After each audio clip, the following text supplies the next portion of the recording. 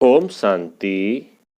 आज 31 जनवरी 2021 अव्यक्त बाप दादा रिवाइज है 25/10/1987। मुरली का हेडिंग है 4 बातों से न्यारे बनो। आज की मुरली में उन 4 बातों के बारे में बताया है जिनसे हमें न्यारा बनना है और बाप का प्यारा बनना है। आज बाप दादा अपने सर्व कमल आसनधारी श्रेष्ठ बच्चों को देख रहे हैं। कमल आसन ब्राह्मण आत्माओं की श्रेष्ठ स्थिति की निशानी है। आसन स्थित होने का अर्थात बैठने का साधन है।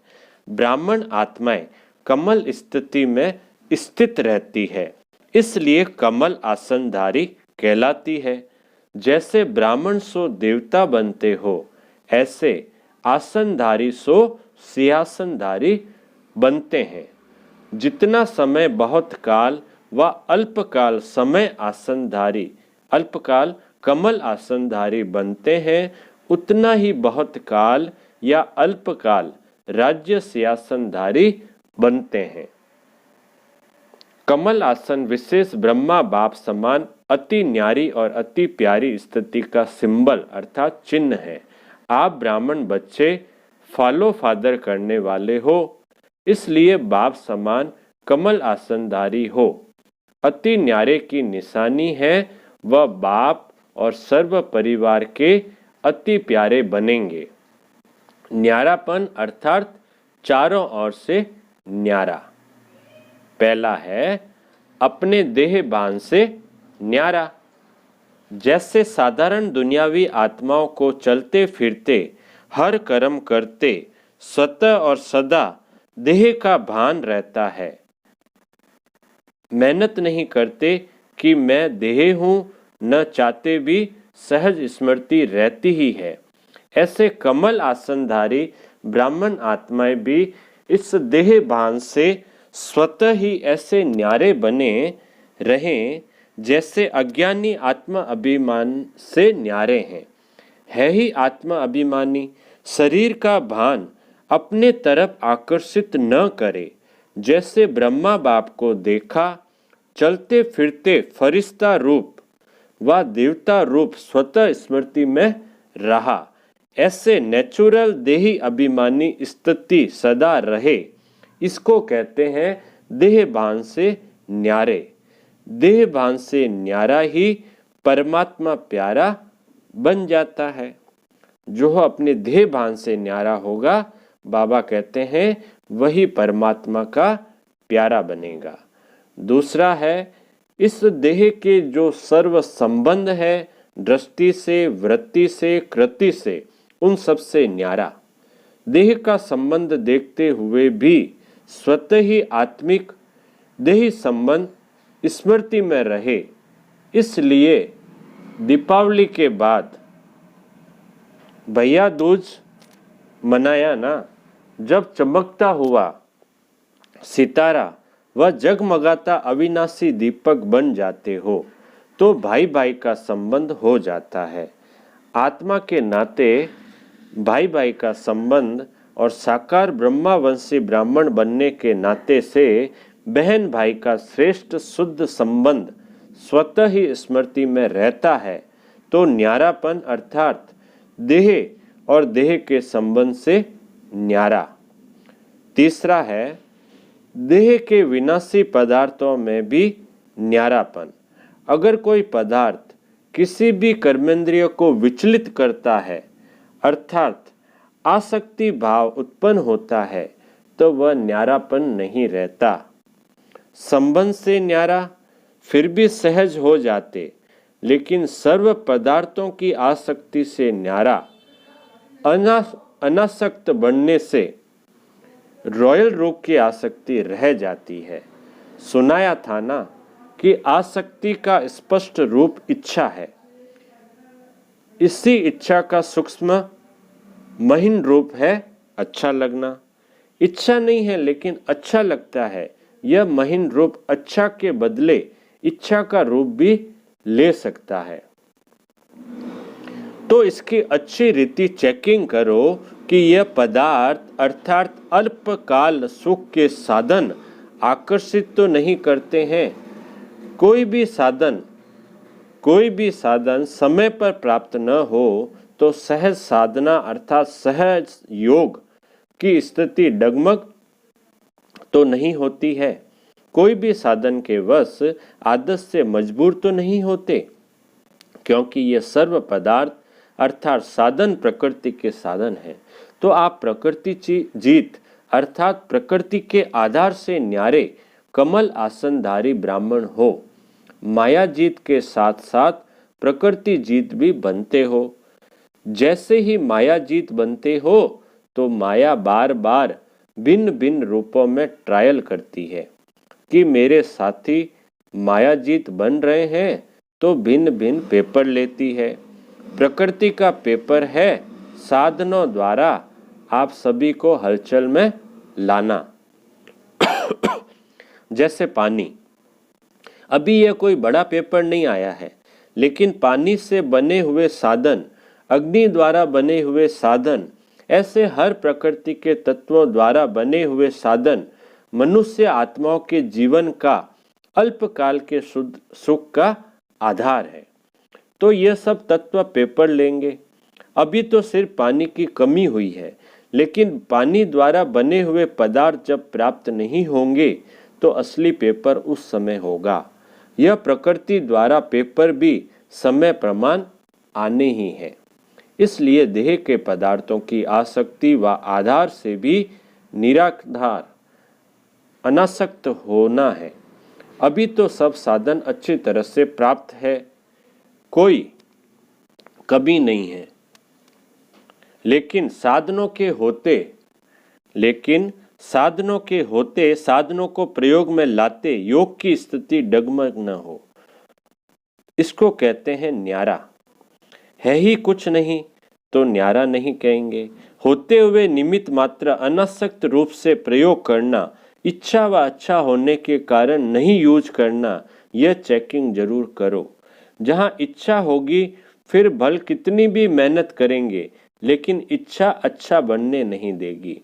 पेपर के समय मेहनत करने में ही समय बीत जाएगा। आप साधना में रहने का प्रयत्न करेंगे और साधन अपने तरफ आकर्षित करेंगे।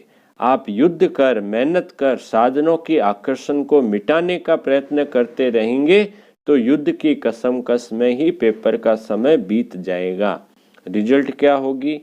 प्रयोग करने वाले साधन ने सहज योगी स्थिति से डगमग कर दिया ना। प्रकृति के पेपर तो अभी और रफ्तार से आने वाले हैं। इसलिए पहले से ही पदार्थों के विशेष आधार, खाना, पीना, पहनना, चलना, रहना और संपर्क में आना, इन सब की चेकिंग करो कि कोई भी बात महीन रूप में भी विघ्न रूप तो नहीं बनती। यह अभी से ट्रायल करो। जिस समय पेपर आएगा उस समय ट्रायल नहीं करना। उस समय तो ट्रायल नहीं होगा, अचानक का पेपर होगा, नहीं तो फेल होने की मार्जिन है। योग स्थिति अर्थात प्रयोग करते हुए न्यारी स्थिति, सहज योग की साधना साधनों के ऊपर अर्थात प्रकृति के ऊपर विजय हो। ऐसा न हो उसके बिना तो चल सकता, लेकिन इसके बिना रह नहीं सकते, इसलिए डगमग स्थिति हो गई। इसको भी न्यारी जीवन नहीं कहेंगे। ऐसी सिद्धि को प्राप्त करो जो आपके सिद्धि द्वारा अप्राप्ति भी प्राप्ति का अनुभव कराए। जैसे स्थापना के आरंभ में आसक्ति है वा नहीं, उसकी ट्रायल के बीच बीच में जानबूझकर प्रोग्राम रखते रहें। जैसे 15 दिन सिर्फ डोडा और छाछ खिलाई, गेहूं होते भी यह ट्रायल कराई गई। बाबा ने खिलाया था ना 15 दिन सिर्फ डोडा और छाछ, गेहूं था फिर भी ये ट्रायल कराई गई। कैसे भी बीमार है 15 दिन इसी भोजन पर चले, कोई भी बीमार नहीं हुआ। दमा की तकलीफ वाले भी ठीक हो गए ना। नशा था कि बाप दादा ने प्रोग्राम दिया है। जब भक्ति में कहते हैं विष भी अमृत हो गया, यह तो छाछ थी। निश्चय और नशा हर परिस्थिति में विजय बना देता है। तो ऐसे पेपर भी आएंगे, सूखी रोटी भी खानी पड़ेगी। अभी तो साधन है, अभी तो साधन है, कहेंगे दांत नहीं चलते, हजम नहीं होता, लेकिन उस समय क्या करेंगे? जब निश्चय नशा योग की स्थिति की शक्ति होती है तो सूखी रोटी भी नरम रोटी का काम करेगी, परेशान नहीं करेगी। आप सिद्धि स्वरूप के स्थान में हो तो कोई भी परेशान नहीं कर सकता है। जब हठ योगियों के आगे शेर बिल्ली बन जाता, सांप खिलौना बन जाता, तो आप सहज राजयोगी सिद्धि स्वरूप आत्माओं के लिए यह सब कोई बड़ी बात नहीं है। तो आराम से यूज करो, लेकिन समय पर धोखा न दे।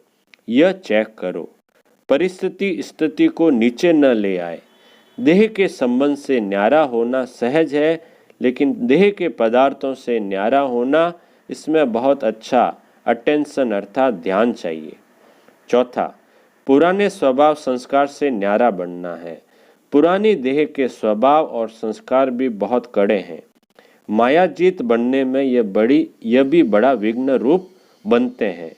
कई बार बाप दादा देखते हैं पुराना स्वभाव संस्कार रूपी सांप खत्म भी हो जाता, लेकिन लकीर रह जाती, जो समय आने पर बार बार धोखा दे देती। यह कड़े स्वभाव और संस्कार कई बार इतना माया के वशीभूत बना देते हैं, जो रॉन्ग को रॉन्ग समझते ही नहीं। महसूसता शक्ति समाप्त हो जाती है। इससे न्यारा होना, इसकी भी चेकिंग अच्छी तरह चाहिए। जब महसूसता शक्ति समाप्त हो जाती है तो और ही एक झूठ के पीछे हजार झूठ अपनी बात को सिद्ध करने के लिए बोलने पड़ते हैं। इतना परवश हो जाते हैं। अपने को सत्य सिद्ध करना, यह भी पुराने संस्कार के वशीभूत की निशानी है। एक है यथार्थ बात स्पष्ट करना, दूसरा है अपने को जिद से सिद्ध करना। तो जिद से सिद्ध करने वाले कभी सिद्धि स्वरूप नहीं बन सकते। यह भी चेक करो कि कोई भी पुराना स्वभाव संस्कार अंश मात्र भी छिपे हुए रूप में रहा हुआ तो नहीं है। समझा? समझा? इन चार ही बातों से न्यारा जो है उसको कहेंगे बाप का प्यारा, परिवार का प्यारा।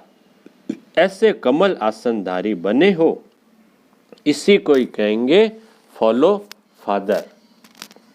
ब्रह्मा बाप भी कमल आसनधारी बने, तब नंबर 1 बाप के प्यारे बने, ब्राह्मणों के प्यारे बने, चाहे व्यक्त रूप में चाहे अभी अव्यक्त रूप में। अभी भी हर एक ब्राह्मण के दिल से क्या निकलता है? हमारा ब्रह्मा बाबा। ये आता है ना, हमारा ब्रह्मा बाबा।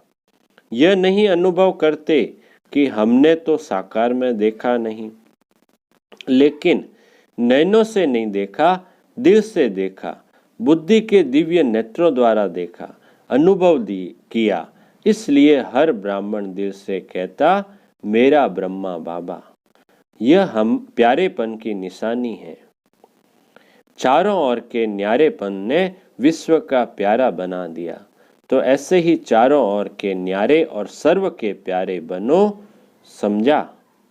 गुजरात समीप रहता है तो फॉलो करने में भी समीप है।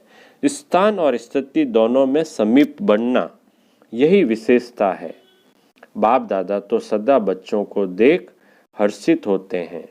अच्छा, चारों ओर के कमल आसनधारी न्यारे और बाप के प्यारे बच्चों को सदा माया जीत, प्रकृति जीत विशेष आत्माओं को सदा फॉलो फादर करने वाले वफादार बच्चों को बाप दादा का स्नेह संपन्न याद प्यार और नमस्ते नमस्ते नमस्ते। मधुबन में आए हुए सेवाधारी भाई बहनों से अव्यक्त बाप दादा की मुलाकात। सेवाधारी भाई बहन आए हुए थे, उनसे बाप दादा की मुलाकात है। पहला ग्रुप, जितना समय मधुबन में सेवा की उतना समय निरंतर योग का अनुभव किया। बाबा पूछ रहे हैं योग टूटा तो नहीं? मधुबन में सेवाधारी बनना अर्थात निरंतर योगी, सहज योगी के अनुभवी बनना। यह थोड़े समय का अनुभव भी सदा याद रहेगा ना। जब भी कोई परिस्थिति आए तो मन से मधुबन में पहुंच जाना। तो मधुबन निवासी बनने से परिस्थिति व समस्या खत्म हो जाएगी और आप सहज योगी बन जाएंगे। सदैव अपने इस अनुभव को साथ रखना, तो अनुभव याद करने से शक्ति आ जाएगी। सेवा का मेवा अविनाशी है। अच्छा, यह चांस मिलना भी कम नहीं है, बहुत बड़ा चांस मिला है। सेवाधारी अर्थात सदा बाप समान निमित्त बनने वाले, निर्माण रहने वाले। निर्माणता ही सबसे श्रेष्ठ सफलता का साधन है। कोई भी सेवा में सफलता का साधन नम्रता भाव है, निमित्त भाव है। तो इन्हीं विशेषताओं से सेवा की। ऐसी सेवा में सदा सफलता भी है और सदा मौज है। संगम युग की मौज मनाई, इसलिए सेवा नहीं लगी। जैसे कोई मल्ल युद्ध करते हैं तो अपनी मौज से खेल समझकर करते हैं, उसमें थकावट व दर्द नहीं होता है, क्योंकि मनोरंजन समझकर करते हैं, मौज मनाने के लिए करते हैं। ऐसे ही अगर सच्चे सेवाधारी की विशेषता से सेवा करते हो तो कभी थकावट नहीं हो सकती। समझा? सदा ऐसे ही लगेगा जैसे सेवा नहीं लेकिन खेल कर रहे हैं। तो कोई भी सेवा मिले, इन दो विशेषताओं से सफलता को पाते रहना, इससे सदा सफलता अच्छी लगेगी। अच्छा, दूसरा, सच्ची तपस्या सदा के लिए सच्चा सोना बना देती है, जिसमें जरा भी मिक्स मिलावट नहीं। तपस्या सदा हरेक को ऐसा योग्य बनाती है जो प्रवृत्ति में भी सफल और प्रारब्ध प्राप्त करने में भी सफल। ऐसे तपस्वी बने हो। तपस्या करने वालों को राजयोगी कहते हैं। तो आप सभी राजयोगी हो। कभी किसी भी परिस्थिति से विचलित होने वाले तो नहीं। तो सदा अपने को इसी रीति से चेक करो और चेक करने के बाद चेंज करो। सिर्फ चेक करने से भी दिल शिकस्त हो जाएंगे। सोचेंगे कि हमारे में यह भी कमी है, यह भी है, पता नहीं ठीक होगा या नहीं। तो चेक भी करो और चेक के साथ चेंज भी करो। समझो, कमजोर बन गए, समय चला गया, लेकिन समय प्रमाण कर्तव्य करने वालों की सदा विजय होती है। तो सभी सदा विजयी श्रेष्ठ आत्माएं हो। आप दादा पूछ रहे हैं, सभी श्रेष्ठ हो या नंबरवार हो? अगर नंबर पूछे कि किस नंबर वाले हो तो सब नंबर 1 कहेंगे, लेकिन वह नंबर कितने होंगे, एक या अनेक? फर्स्ट नंबर तो सब नहीं बनेंगे, लेकिन फर्स्ट डिवीजन में तो आ सकते हैं। फर्स्ट नंबर 1 होगा, लेकिन फर्स्ट डिवीजन में तो बहुत आएंगे, इसलिए फर्स्ट नंबर बन सकते हो। राजगद्दी पर एक बैठेगा, लेकिन और भी साथी तो होंगे ना। तो रॉयल फैमिली में आना भी राज्य अधिकारी बनना है। तो फर्स्ट डिवीजन अर्थात नंबर 1 में आने का पुरुषार्थ करो। अभी तक कोई भी सीट सिवाय 2-3 के फिक्स नहीं हुई है। अभी जो चाहे, जितना पुरुषार्थ करना चाहे कर सकता है। बाप दादा ने सुनाया था कि अभी लेट हुई है, लेकिन टू लेट नहीं हुई है, इसलिए सभी को आगे बढ़ने का चांस है। विन कर अर्थात जीत कर 1 में आने का चांस है। तो सदैव उमंग उत्साह रहे। ऐसे नहीं चलो कोई भी नंबर 1 बने, मैं नंबर 2 ही सही। इसको कहते हैं कमजोर पुरुषार्थ। आप सभी तो तीव्र पुरुषार्थी हो ना। अच्छा, अब आज का वरदान है, समझदार बन 3 प्रकार की सेवा साथ साथ करने वाले सफलता मूर्त भव। मनसा वाचा और कर्मणा। समझदार बन 3 प्रकार की सेवा साथ साथ करने वाले सफलता मूर्त भव। विस्तार है, वर्तमान समय के प्रमाण मनसा वाचा और कर्मणा तीनों प्रकार की सेवा साथ साथ चाहिए। वाणी और कर्म के साथ मनसा शुभ संकल्प व श्रेष्ठ वृत्ति द्वारा सेवा करते रहो तो फल फलीभूत हो जाएगा। क्योंकि वाणी में शक्ति तब आती है जब मनसा शक्तिशाली हो, नहीं तो बोलने वाले पंडित समान हो जाते, क्योंकि तोते मुहाफिक पढ़कर रिपीट करते हैं। ज्ञानी अर्थात समझदार तीनों प्रकार की सेवा साथ साथ करते और सफलता का वरदान प्राप्त कर लेते हैं। आज का स्लोगन है, अपने बोल, कर्म और दृष्टि से शांति, शक्ति व खुशी का अनुभव कराना ही महान आत्माओं की महानता है। अपने बोल, कर्म और दृष्टि से शांति, शक्ति व खुशी का अनुभव कराना ही महान आत्माओं की महानता है। अच्छा, ओम शांति।